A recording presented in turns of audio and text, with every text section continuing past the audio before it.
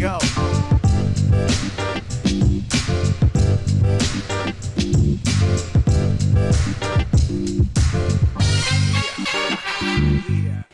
Best of five.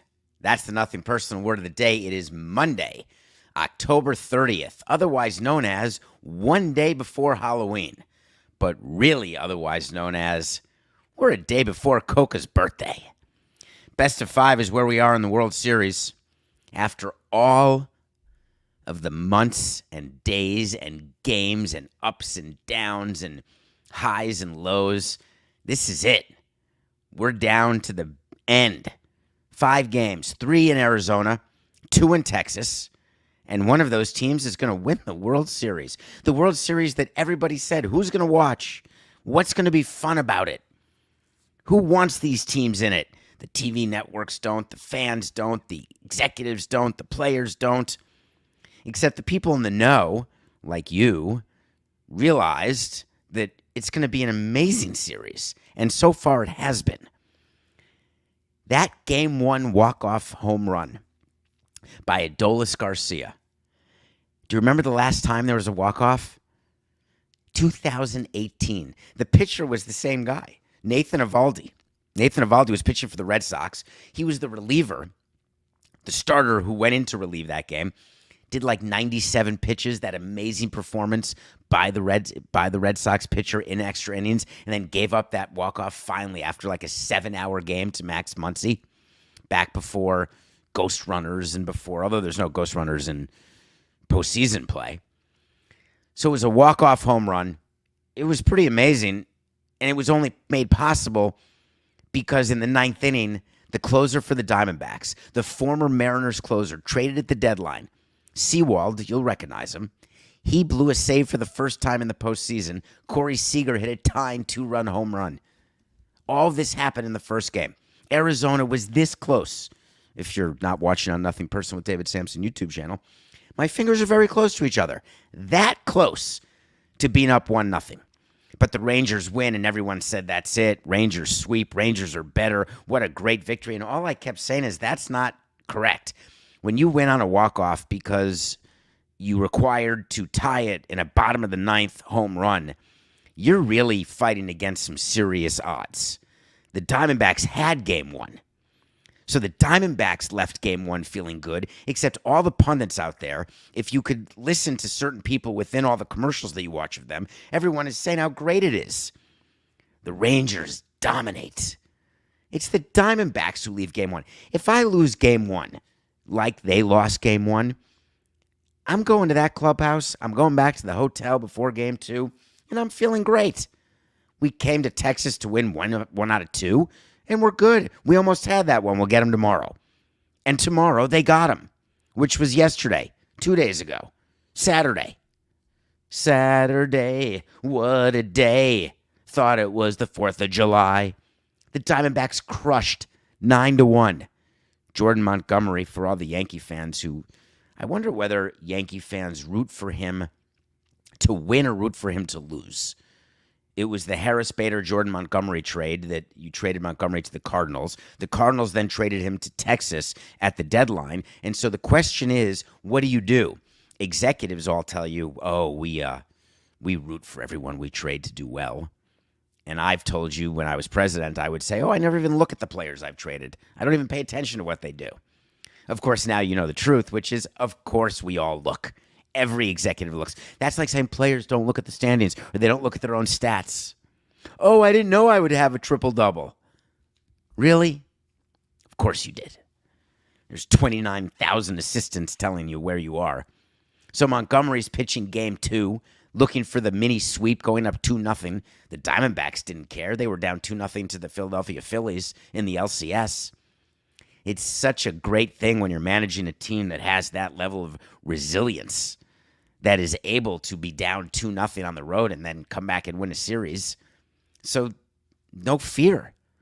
House money, an expression that's overused but very true. When a team feels loose, they perform. Tight sphincters are very tough on performance levels in myriad ways. So what happens in Game 2? Montgomery gets nicked up, gives up some runs, Pitches not terribly at all. Meanwhile, for the Diamondbacks, Merrill Kelly, the guy who said that Miami's louder than Philadelphia, everyone hated. All the Philadelphia fans were all over Kelly. Thank you very much for that, Merrill. Took the heat off me. They're all over him. He comes out and absolutely shoves during game 2. Gets through 7 innings, unhittable, using all of his pitches. Game 2, an absolute blowout. So here we are, tied at 1. And what is the top story of this World Series? I hope it's Marte. Marte is the leadoff hitter. Sometimes hits in the 2-hole, depending righty-lefty. Ketel Marte, the longest tenured Arizona Diamondback. The reason why he should be on the tip of your tongue is he has an 18-game postseason hitting streak. Do you know how many players have an 18-game postseason hitting streak? In history, 0. None. He has the longest hitting streak of anyone. All the vaunted Yankees, all of the players, the great postseason performers. No one has a hitting streak like Marte. And he's putting it all on the line in Game 3, which is tonight. It is a great matchup. Max Scherzer, calling all Mets fans. Where are you going to be at 8:03 p.m. tonight? You will be rooting very hard against the Texas Rangers, I assume, because you want Max Scherzer to be bad, I assume. Or maybe that's just me, though I don't think it's just me. Coke, are you rooting for Arizona tonight? Can I only assume that would make your day if Max Scherzer gets rocked? He's going against Brandon Pfaadt, a rookie who, again, doesn't get any attention, except Brandon Pfaadt today is a better pitcher than Max Scherzer. You're going to hear the introduction, all of the previews for the game. 3-time Cy Young Award winner Max Scherzer takes on rookie Brandon Pfaadt, as though that is the difference in the pitchers. Here's how I would introduce tonight's game. Co-ace Brandon Pfaadt, who survived a year of inconsistency and being optioned, who has pitched in this postseason like a number 1 starter, gives his team at home a chance to take a 2-1 lead, where if you win, you have a 69% chance, really nice, of winning the World Series. Watch him as he takes on number 8 starter, oft injured, mostly ineffective, yet likes to be in the middle of things with his agent, Max Scherzer. That's really how you'd preview the game. What are you going to look for tonight? I got a few things for you to look for. Number 1, let me give you some keys here to the Rangers winning this game. Do you know the Rangers are undefeated on the road? It's so insane. It's supposed to be hard to win on the road. That's the object of playing your ass off all season long to get home field advantage. In baseball and football and basketball and hockey, home rink advantage, home ice advantage. You want it. What was the series, Coca? It just happened this postseason. Arizona, Philly. There wasn't one home team to win a game. Not one. 7 straight games, 7 straight road wins. How quickly we can forget that was only a few days ago. Not even a week ago. The Rangers are undefeated. Oh, no, it was the Rangers-Astros series. Let me take that back. It was the Rangers-Astros series where every road team won. That was a self-correction. Coca didn't get to me. No one else got to me. That's why the Rangers are 8-0 on the road. What happened is the Diamondbacks won the last 2 against Philly at Citizens Bank. All right, now we're on it. Do you want to just wipe that? All right, ready? 4-8-69. One of the keys to tonight's game for the Rangers to win is that they've got to continue their road cooking. They are 8-0, undefeated on the road, having swept Houston 4 out of the 7 games 1, 2, and 6 and 7 in Houston to get to the World Series. What is the likelihood that they go to 9-0 on the road? That is what they need, the road cooking to continue. The other thing they need is the top of their lineup, that $500 million investment. Corey Seager, as you know, hit the game-tying home run in Game 1. He's had moments of greatness this postseason. His battery mate at second base, it's not a battery mate, his double play mate At second base, Marcus Semien, also a receiver of that big contract. Side note, Coca. Could everyone please stop saying that these two teams lost over 100 games 2 years ago, and it shows you how you can quickly rebuild? The commissioner's doing it. Everybody on the air is doing it, trying to give you an example of how great it is for two teams to lose 100 games 2 years ago, never before happened, and then be in the World Series 2 years later as a way to show the union and for the union to show the owners and the owners to show the fans, hey, you can rebuild fast. Do you know what Texas did to rebuild? They signed Marcus Semien, Corey Seager, Jacob deGrom, Nathan Eovaldi, Andrew Heaney. Heaney is now basically a bullpen arm in the postseason. deGrom is a cheerleader in the postseason. Marcus Semien, unfortunately, is in the lineup in the postseason. But that said, they lost 100 games 2 years ago and they rebuilt, and now they're in the World Series. The Diamondbacks, does anyone remember the amount of money they invested in Madison Bumgarner? Do you think the union says to itself, man, I hope owners aren't paying attention. I hope owners aren't realizing or remembering that the signing of Madison Bumgarner was one of the great wastes in the history of money. But the Diamondbacks thought they were doing that to help their young players, to help their young pitching. Not exactly. So Semien and Seager need to do better, specifically Semien. The other thing that we're going to watch for tonight, which I don't think is going to happen, but we're going to watch for it, Max Scherzer. I think he's pitched his last two postseason starts. Was game something of something, and then game something of something else. I want to say it was game 3 against the Astros and then game 7 against the Astros. And I believe that he went a third of an inning in game 3, maybe 2/3, and then didn't even get out of the third inning in game 7. Or maybe it was 1/3 of an inning in game 7 and 2 2/3 in game 3. Whatever it is, it's under 3 innings in 2 starts. If Max Scherzer can't get you into the 5th inning, can you imagine that's all I'm asking for? Just get into the 5th inning. You don't even have to qualify for the win. Just have an arrow, like a down arrow and a 5, and for him still be in the game. So he went 2 2/3 in game 7. When did he go a third of an inning, Coca? Max Scherzer, it was Clayton Kershaw went 2/3 or a third. Remember in that start? I thought Scherzer did not. Okay. So then it wasn't. Oh, it was Christian Javier. All right. What's today? Monday? Tuesday? Thursday? Hi, I'm David Samson.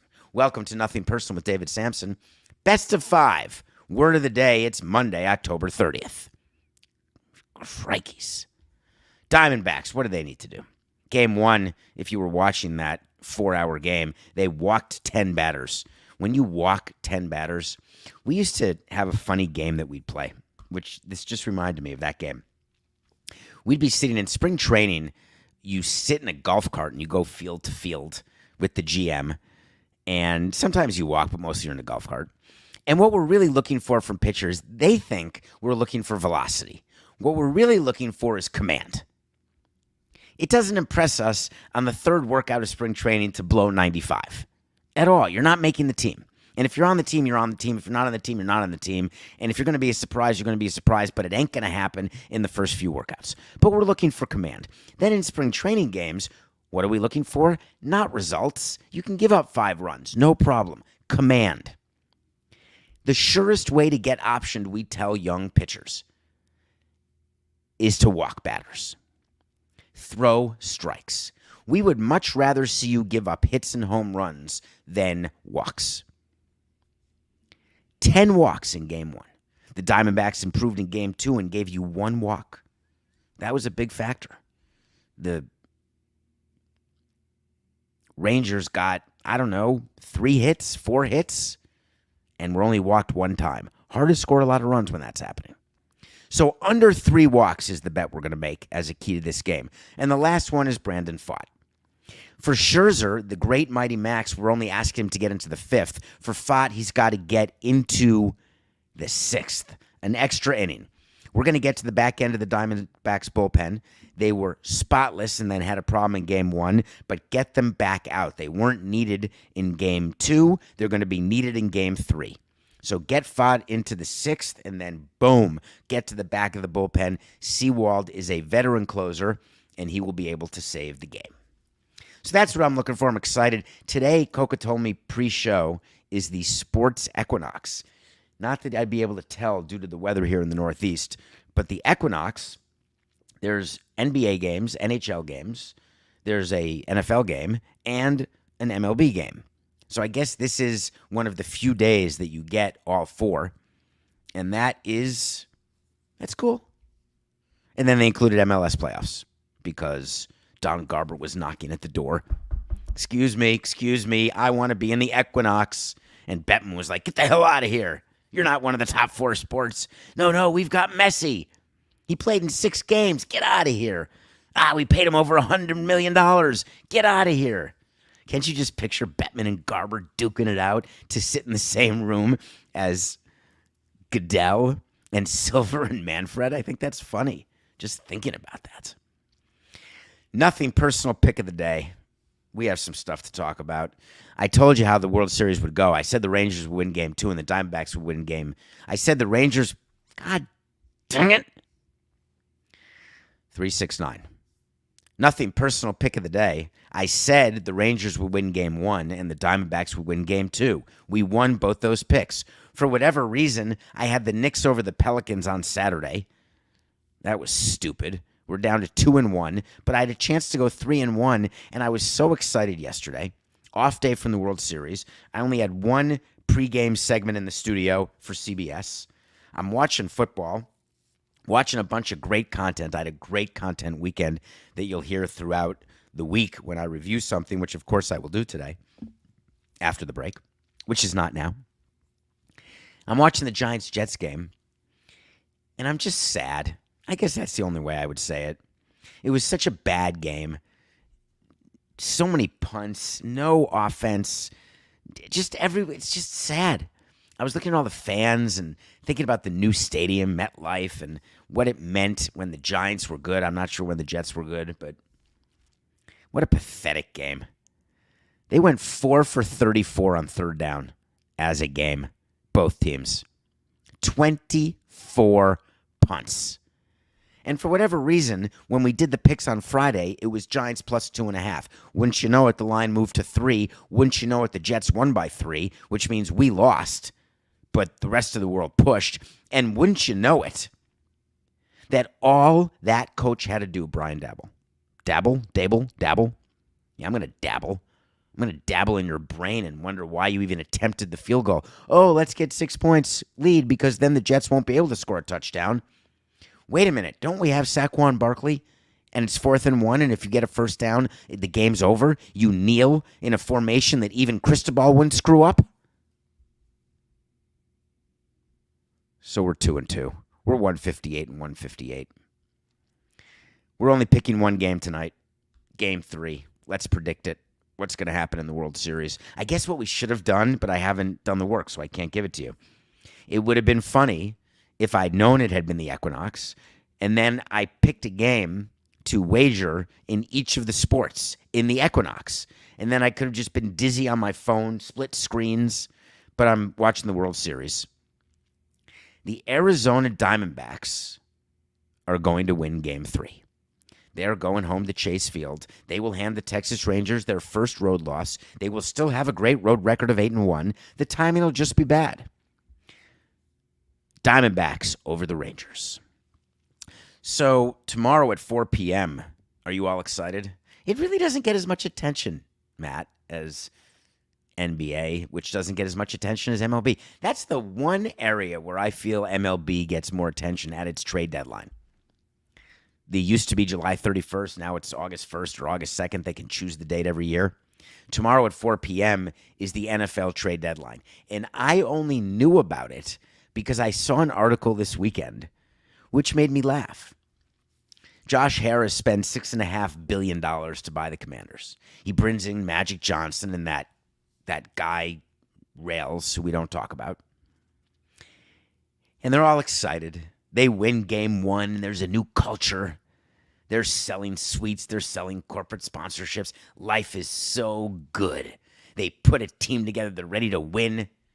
And meanwhile, it has been a dumpster fire since then. The Commanders lost yesterday. They fell to 3-5. The Commanders had a player come out after a recent loss and start swearing into the camera, into the microphone. I'm tired of this bleep. I'm bleeping bleep of this bleep. All we do is bleep and bleep. Well, what do you stop bleeping? What's the problem? Is it Ron Rivera? Is it Dan Snyder? He's not even there anymore. Is it Josh Harris? Is it Magic Johnson? What's the bleeping for? Anyway, it got bleeped. We don't know. But what this article said is that the Commanders are going to wait to see, love that, whether they beat the Eagles. If they beat the Eagles, they're on their way.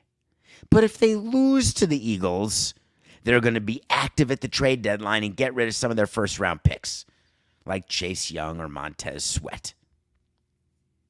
How does that work?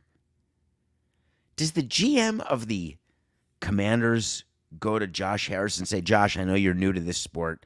I know you own soccer teams and you own the Sixers and the Devils, but let me tell you how it works in football. We make our decisions based on this game. Because if we're 4-4, we like our chances. But at 3-5, no, we got to give up. Doesn't Josh Harris say, what are you talking about? We just lost to the best team, arguably, in the National Football League. We're only 3-5. We're in a division where we should be able to beat the Giants. There's a bunch of other teams in the NFC who are mediocre. I'm not giving up in my first year of ownership. What does that say about me as an owner?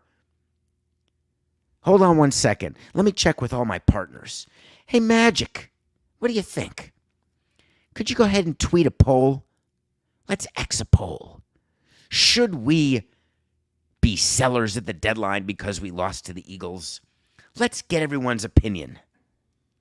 It's such horse hockey to me. But it happened. They lost to the Eagles in a 38-31. Weird that I'd remember that score and I couldn't remember the 20 other things I forgot for this show so far. So, God, my brain. 38-31 they lose. And now we're going to watch whether they make trades at the deadline? I'm going to say that the Commanders are not going to make trades at the deadline. And the reason I'm saying that is I don't know how you have that press conference. I don't know when you're Josh Harris that 8 weeks into your first season, you actually take the microphone and explain to your fans and to your corporate sponsors and to everyone who's invested in you for a full season that after only half the season, who would do that? Who would move into a new stadium and after 1 year trade all the players? It's ridiculous. No matter how bad your season was, you can't do that. So I just don't think the Commanders would do it because there's no basis. There's no history of a team doing that in either a new ownership or a new stadium situation. What about the Vikings? Maybe they'll be active. I wonder whether it's a coincidence, all the injuries, or if it's total recency bias. Aaron Rodgers folded up like a shade, Achilles, and now, of course, they show him throwing before every game as though that means he's close to returning. It's like saying that after you burp, you're ready to eat another 20 hot dogs. No, but you have a little room. It's nice that he's on his feet, but he's not coming back anytime soon. But maybe science will help him. Kirk Cousins did the same thing yesterday. Too bad for the Vikings. Too bad for him. It really does stink tearing your Achilles. It's terrible. When you have an injury, it's like pitchers. When you have to tell a pitcher that their ligament is torn, they sort of know. It's like when your Achilles tears, you know. Every player I've spoken to who's had a torn Achilles, you just know. You feel it. So Kirk Cousins knew. He'll get it confirmed today. It'll be announced, and they'll do a whole thing. But he's out for the year. They're 4-4. You'd think that the front office now with the deadline, it's like in baseball. If you have an injury the day of the deadline, you try to replace that player if you think you're in it. The Wilf family, it's not a resource issue. Is it a delusion issue? I wonder whether or not the Chiefs are nervous and they'll be active at the deadline. You're going to have tons of whoever they are. I guess ESPN will do it. CBS will do it. I'm sure Metalark will have special podcasts about the trade deadline. We'll take you up to the minute. We'll be live at 4 p.m. to go through all the transactions. Who cares? Chiefs did lose to the Broncos yesterday. Did you watch that?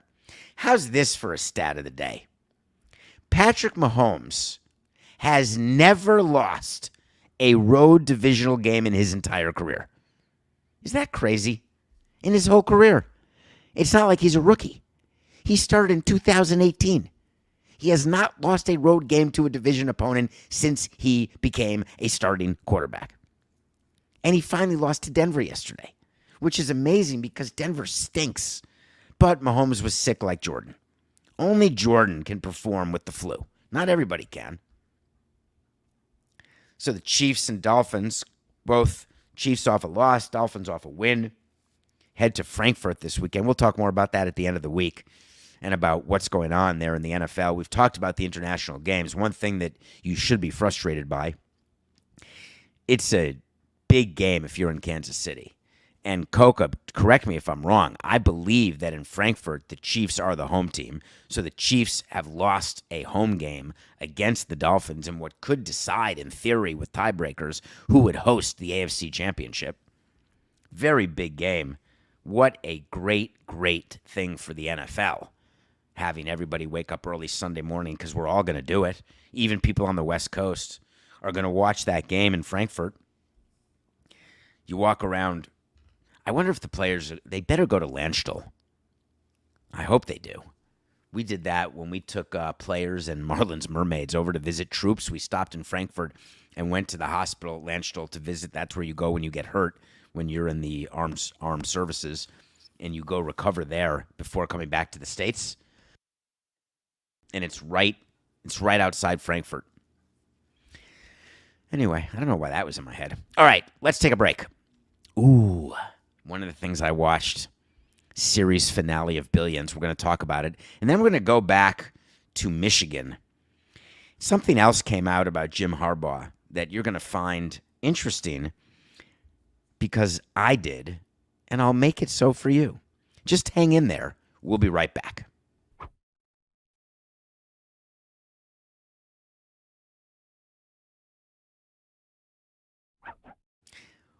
Welcome back to Nothing Personal. Thank you. I got a report late Friday. Thank you. All of the people who are listening and downloading this show and watching it and subscribing on YouTube. We appreciate it. We really do. Tell your friends about it. It's Nothing Personal with David Samson on YouTube and davidsamsonpodcast.com. What day are we dropping the new shirt, Coca? There is a third new shirt that is being dropped. In addition, we're going to have horse hockey hoodies available in the merch store at davidsamsonpodcast.com. Someone is going to win a free new shirt because you guessed what the shirt was going to be, which is pretty cool. So look for that. I think, Coca, maybe I can't hear you if you're talking to me. Okay. It's the end of Billions. After 7 seasons, Billions is off the air. The Paul Giamatti vehicle, Damian Lewis, who left for a year because of a family issue, came back for this past season. Dan Soder, Katie Nolan's fiancé, a brilliant and funny man in his own right. I was watching the series finale, and I got to thinking, and this is what I wanted to mention. If you haven't watched Billions at all, I would strongly encourage you. And I know that you may find sort of the later seasons were not as compelling, but I thought they were. I enjoyed every season. And this season I enjoyed not as much for the quality, but I enjoyed it for just the effort. The fact that they have provided these shows for 7 seasons, interrupted by COVID and all the other things. Interesting lessons about rich people, about finance, about Wall Street. But what was far more interesting to me is the lesson they were trying to impart upon you in the final season was about how much is too much. Because the whole show had been about how much is too much money. The whole show had been about Greed, financial greed, right versus wrong, doing it the right way versus the wrong way, trying to avoid the law, trying to be the law, trying to make the law. This season, they sort of pirouetted away from, it wasn't the money that was the greed, it was the power that was the greed. Absolute power corrupts absolutely. What do rich people want? It's not too dissimilar to what poor people want. You'll say poor people want money, rich people want more money. What I would say is everybody would like power. The power to decide. Take it down to the granular level of your constitutional rights. The power to do what you want to do. We talk about on the show tolerance. Live and let live. That's the base that everyone should accept. And everyone deserves. Everyone should receive. But then go higher. And that's when you get to absolute power. Someone, regardless of financial stature, because many politicians do not have a lot of money and don't make money till they're out of office. Some politicians are not politicians. They're just really wealthy people who want to buy themselves and successfully do because they can fund their own war chest. They can buy themselves a seat in the Senate or a seat in the House, local or even in Washington. But what if you want to be president?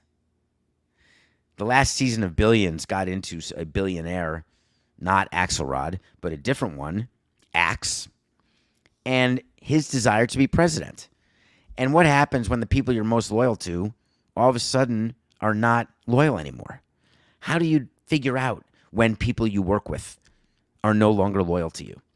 There are lessons that can be imparted across every level of the corporate ladder. Because being able to read people, being able to know who is with you and who's not with you, being able to know who to listen to and who not to, being able to understand and agree when you're wrong. One of the most important aspects of being a leader is knowing when you're wrong and when it's okay to listen to somebody else. I loved Billions. Absolutely loved it. If you haven't watched it, start. If you haven't watched it in 3 seasons, go back 3 seasons and watch the 3 seasons you haven't watched. It's not a waste of your time. Incidentally, I'm 7 episodes into season 2 of Better Call Saul now. I'm going to keep you updated. I'm not going to review it till I'm done with the whole series. I'm making progress in fits and starts, and all of the people reached out on davidsamsonpodcast.com and Coca. There were scores of people who told me, go, go, go, you're going to love it. And so far, you're damn right. Better Call Saul is really, really, really good. All right, let's talk about Michigan. Do you know that I'm blanking right now? Could you please tell me, Matt, what city Michigan is? Ann Arbor. Oh, God. What time is it? 8:33 Eastern on a Monday morning. Of course I couldn't remember Ann Arbor. I went to University of Wisconsin in Madison. I shouldn't even have to say that, but there are other University of Wisconsins, but Madison is the best one. I never went to Ann Arbor. But people in Ann Arbor, they love it. People love Michigan. They love going to Michigan. They bleed Michigan blue. Go blue. You see people wearing stuff all over. I wonder whether everyone is still supporting Jim Harbaugh. Jim Harbaugh, the man of few scruples and lots of dollars. Jim Harbaugh, I didn't do it. I didn't even know about it. Well, Jim, you don't even know what we're talking about. It doesn't matter. Whatever you're going to accuse our program of doing, I didn't do it. So it's sign stealing. Sign stealing? Of course we don't steal signs. When I'm calling plays, I have no idea why I'm calling the plays I'm calling, or why I've got the defensive formations I have, or why I have the offensive formations I have. Don't be ridiculous. Those meetings that I do, those are totally legitimate recruiting meetings. I don't even know what you're talking about. Jimmy, Jimmy, Jimmy. And by the way, the NFL really wants me. So I get to negotiate with the board at Michigan, and I always get to tell them, I'm only a couple $1 million away from leaving you high and dry and going to the NFL to reunite with my brother. Not coaching his brother's team or assistant coaching on his team, but being the head coach of another team. So there can be another Harbaugh squared Super Bowl. The original Travis Kelce's mom. That's a reference to a Super Bowl that I believe was between two Harbaughs. When was that? Was that by chance Ravens against Niners? I think it was. Couldn't tell you the year. But anyway, Harbaugh's in Michigan, trying to skate on the most recent craziness regarding sign stealing. And then something came out this weekend. There was a report in the Wall Street Journal. Andrew Beaton. Yes, Andrew Beaton. Yes, you do know me. And Rachel Bachman. They came out with a report that was pretty interesting and funny to me. Apparently, Jim Harbaugh was this close to a contract extension. Again, if you're not a Nothing Personal with David Samson YouTube channel, you're missing this. My fingers are really close together. You can't even shine a flashlight through it. He was going to get a new contract, an extension of his existing contract. Because remember the last time that he flirted with the NFL, will he or won't he? I think I had to wait to see that he would, and he didn't, so we got it wrong. So I'm a bit bitter. But he signed that 5-year, like $35 million contract or something. Now, there's rumors again. Will he be offensive coordinator on Deion Sanders' staff in the National Football League? Side note, where are you, Deion? How's your team doing? Are you still the top story in the national news? Is everyone still dropping everything to watch your games? I'm just asking for a friend. I've totally lost track of how your season's going. I assume you're in line to be the head coach of the Super Bowl champion team this February in Vegas. Whoever wins will fire their coach and hire you. That seems to make sense. You are a shooting star. Anyway, so Jim Harbaugh may decide that he wants to take a job with Deion. He may decide he wants to take a job anywhere. But a rumor came out through the Wall Street Journal, Andrew Beaton, second shout out, that you were about to get an extension, and now the board has said, whoa, let's maybe hold off on that. Let's maybe wait to see how bad your punishment's going to be. Let's quickly just see how the wind blows. Halle frickin' Lula. Finally, we won't have a situation where there's a huge fight over the buyout and over termination for cause or termination. Finally, although Harbaugh's contract goes through 26, maybe Michigan is saying to himself, it's just not worth it. I don't want to placate him by giving him this extension, then being forced to fire him because of the ill winds of social media, or God knows what else this guy's doing as head coach of Michigan. Let's just wait. Jim Harbaugh will say to himself, all right, wait all you want. The NCAA can decide what it wants, but I'll jump to the NFL. Smell you later.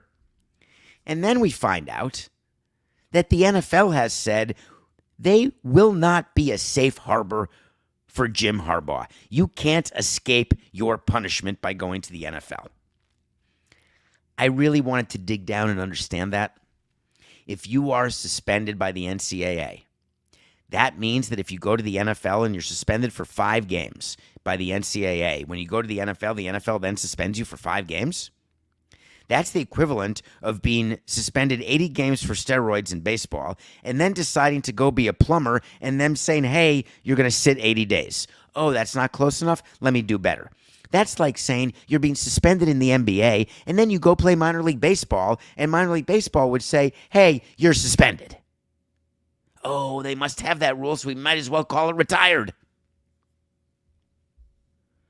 I don't get that. Why would the NFL need to, want to, care to, or even think it's right to uphold and actually enforce a punishment given by the NCAA? Oh, because they're working in collaboration? They don't want to be a safe harbor? Safe harbor? That's like what countries are to each other. That's like going to Canada because you don't want to get drafted into the war. NFL says, no, not us. Our borders are closed. We're going to not make it easy for coaches to jump. It's completely absurd. You know what else is absurd? All the stuff that I and everybody else says about new stadiums. It really is. I'm sorry. Timelines, decisions. A lot of stuff's going on everywhere with new stadiums. Kansas City's trying to get one, can't decide. Tampa's trying to get one, trying to get started as quickly as they can. We talked about the Brewers renovating Miller Park, having that issue with the Senate and the House. You can go listen to an episode. I think we covered that, I don't know, a couple weeks ago about what's going on in the Senate and the House in Milwaukee.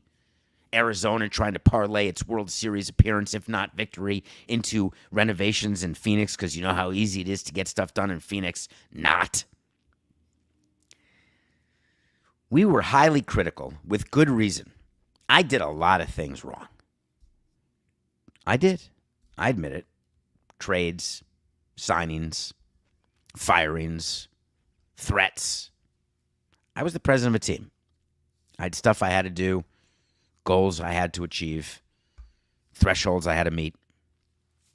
There's one thing that I didn't like doing. In Montreal, we held a press conference where we showed renderings of a new stadium, where we talked about a new stadium, and we did it as a way to drum up interest, to hope to get people buying tickets to Olympic Stadium, hope to get money from the province, hoping to get money from the city of Montreal, hoping to build on a project that had been stops and starts for, at that time, 6 years, maybe longer. I wasn't happy because when I announced stuff, I want it to be firm. I mean like blue pill kind of firm. Tampa did this announcement, and the way they announced it is finally, after 10 years, we have a stadium deal in St. Petersburg. The Tampa Bay Rays are staying in Tampa Bay. Oh, no, I can't say that. The Tampa Bay Rays are staying in St. Petersburg. Everyone assumed that's a done deal. Everyone knows you're having a stadium issue. Well, why? What's the announcement for? And then it came out that they didn't even have the votes yet. They hadn't gone to the city council. They hadn't figured out what to do with the mayor. None of that was done except to say, hey, the mayor will get it done.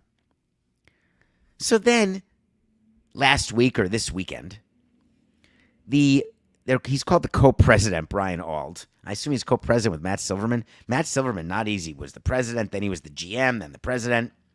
Great guy. Very hard to do all those jobs. Unless it's not.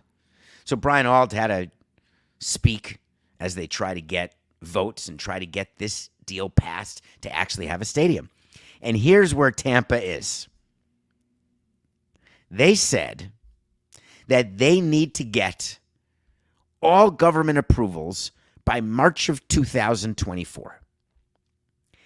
And that's the only way to open their ballpark in April of 2028. And it's a $1.3 billion ballpark. Just a little math. Marlins Park was done on budget, on time, with a construction schedule of roughly 36 months. 3 years. And that's construction. If you want to open in April of 2012, you need to start in April of 2009, roughly. We broke ground, I believe, and started construction, and we got it done on time. What Tampa would have you think is that they need the government approvals by March of 2024 in order to open in April of 2028. But that's not accurate. They want the approvals, but the timeline doesn't work. You could start construction and pretend it's a full retractable roof facility. In theory, you can start in April of 2025. But there's so much work that gets done prior to actual rebar.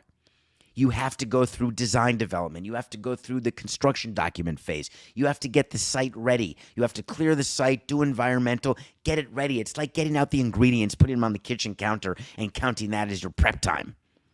If you want to count it as prep time, that's fine. Generally, when I say what's the prep time to make an egg, I'm not including opening up the refrigerator. I probably don't even include cracking the egg, but let's just say that I would. A stadium is not too dissimilar. There's so many things you do that are the equivalent of opening the fridge. That's like saying making the list of what I'm going to buy to cook is part of the prep time. It's part of the process. That was a Canadian reference for all of you who thought the team was going to do a split city solution in Montreal. Not.